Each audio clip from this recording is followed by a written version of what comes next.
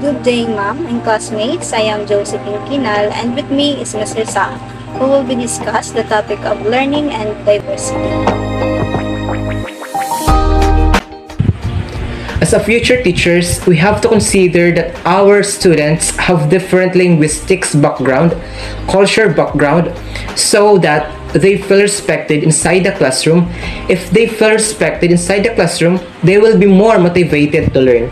They must know that there are differences but they're diverse. They have to feel respected and they must respect also others' diversity.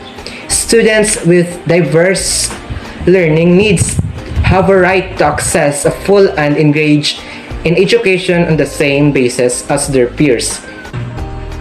Learning and diversity.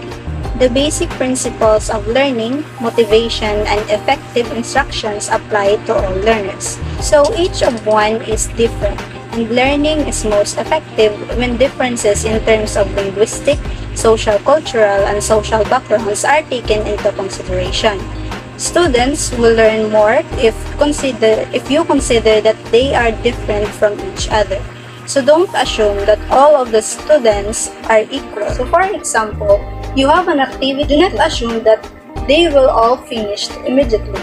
Do not assume that everybody will understand it, because probably your given activity is only for this group of students, and probably your activity is not effective in this group of students. So you have to make an activity that all students can cater.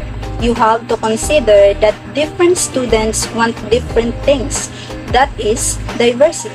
In diversity, we have the multicultural teaching, and in this one, teachers are encouraged to consider the linguistic, cultural, and social backgrounds of your students. And sometimes, language can be a barrier in learning because students have different levels of understanding. Like for example, if you speak only in straight English but your students cannot understand it, so there is no learning.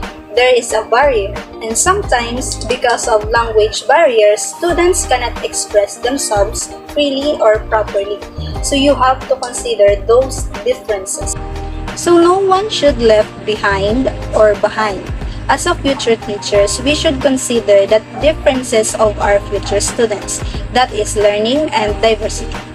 Thank you for listening and have a great day everyone.